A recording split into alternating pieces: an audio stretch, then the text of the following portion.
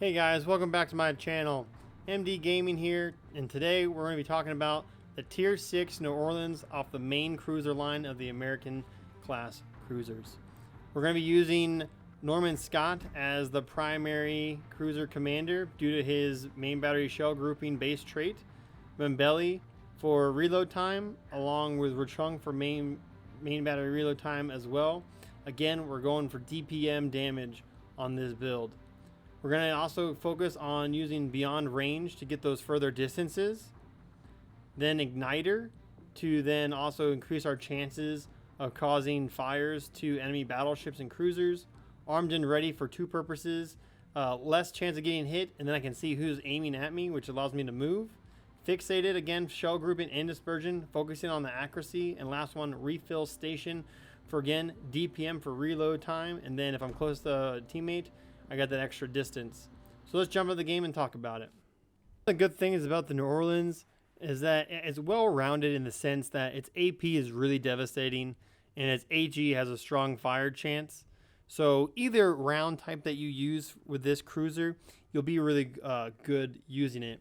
Another benefit of the New Orleans is it also differs from the Pensacola, Baltimore, is that it lobs shots. So it has a high arch, which is a longer time to get to the target, but allows you to shoot over islands that otherwise these other two cruisers could not. And so playing this is going to be a little bit different than the Pensacola and playing the Baltimore. So you're going to watch us during this game that I'm going to use the island right ahead of me to shoot the enemy from cover, so that way they can't attack me back. And this is how, as a New Orleans player, you should be playing if you're away from, say, other teammates as like another battleship, whatever, because you don't want to be focused fire on one-on-one just because, again, like you have a high citadel chance in these cruiser lines. So you're going to see, luckily, I'm on the weak side of the map because we spawned with two ships, myself and that battleship. Luckily, the aircraft carrier is on my side, and he's able to spot the Colorado, so I'm focusing on shooting the Colorado. I start that fire, and then immediately I'm moving over to the Queen Elizabeth. This is something that I would recommend cruiser players to do, and that is to start a fire with one ship, then move on to another ship to try to start another fire. It serves two purposes. Sometimes, like, higher players are going to not use that damage control because they know that more fire rounds are coming down.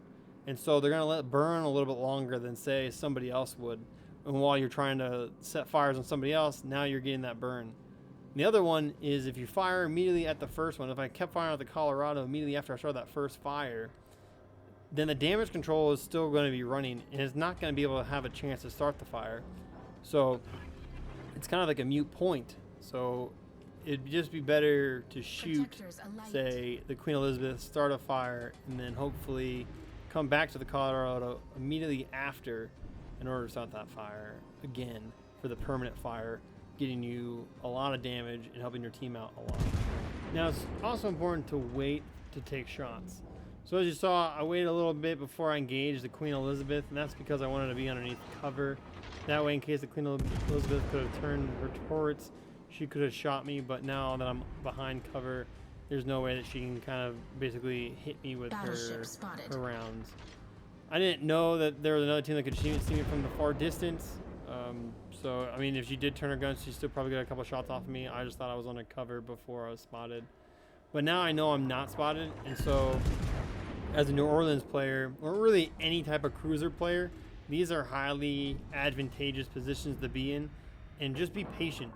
Put yourself at a full stop, put yourself full reverse. Just get yourself behind this tiny little island so you can start lobbing shots over. I know there's a lot of like controversy over like HE spam and hiding behind islands, but the developers put it in the game for a reason. It's a skill, it's a strategy, it's a tactic. And if you're not utilizing it, like, that's just more detrimental to you. It takes 30 to 60 shots to kill, say, a battleship where it takes 10 good salvos to kill a cruiser. It's in the game, utilize it to your advantage. If it was broken, the developers would have changed it a long time ago. But if there were no islands in the game, then there would be no need for strategy in the game either. It would just be a massive free-for-all. And only the strongest ships, along with the most maneuverable, would be effective, and everything else would just be destroyed within the first 3 minutes. So the islands are there for a purpose. Please use them to your advantage. I know there's a lot of people that don't like people who use them, but again, like, it is a strategy. And if you're not using them, you're putting yourself at a disadvantage, and you're putting your team at a disadvantage. Now we have the Arizona pushing up. He's going to act all Rambo against the Colorado and Fuso. So I'm just going to try to support him from the rear. Again, not trying to expose myself. I'm just going to try to reverse, try to find when that mountain symbol right next to kilometer range disappears to let me know that I'm clear to fire. I'm now clear to fire, so I'm going to release a couple rounds to try to start another fire on this Colorado. Now this is where placement is key. Right, so soon I'm going to be spotted. There's going to be 2 battleships literally in the same path that can destroy me. But because I'm further behind than, say, the Arizona, they get tunnel vision and they focus on the closest target rather than the target that can do a lot of damage over time and it's easier to kill. So I pull a little bit forward. I'm now safe again. I've now started 2 permanent fires on the Colorado. So I'm aiming further ahead. I'm trying to go for the harder fires, which is going to be in the front of the ship and like the rear of the ship. I have enough time. I know again, I am in cover, so I'm able to do that. Again, now I'm spotted, so I'm going to try to pull forward. I'm also switching to AP now because the Colorado took himself out of the play. I'm looking at the mini map. I see how he's angled away from the map, so I don't believe that he's going to be any type of issue. I do know that the enemy cruiser is going to try to push a little bit forward. So now I switch to the AP because, again, American cruiser AP is super strong. I'm going to have a huge advantage over the La Glace because he knows that he's seen, so he's just going to try to push up, which is going to cause him to go broadside to me, because one thing you should be doing also is trying to use the angles of the islands. Again, full salvo to La Glace, 3 citadels. I'm going to get another shot, and then I'm going to be able to destroy him with the next salvo. Like I was trying to say before, is use the island to your advantage. Whenever the enemy is pushing around an island, you will have first shot on them every single time because you're moving away. They also can't get a really good angle to deflect your shots because if they were to try to turn in, they would hit the island. So using the island, going slow around it is going to be effective because it's going to open up broadsides to multiple enemies, no matter what type of category, destroyer, cruiser, or battleship. Use those islands to your advantage, expose the enemy's broadside, and let the AP of the New Orleans and American class cruisers do its thing. They're highly effective. They have a relatively small ricochet angle for their AP. I think it's probably one of the best with all the cruiser lines. So if you're utilizing the islands, you know an enemy is going to go around it, and you have your AP loaded and you have it right, there's a high chance that those are going to cause citadels and create a huge advantage to protect your side. And again, as you watch these rounds in New Orleans, you see that lob, you see it's 8 seconds till it hits the target.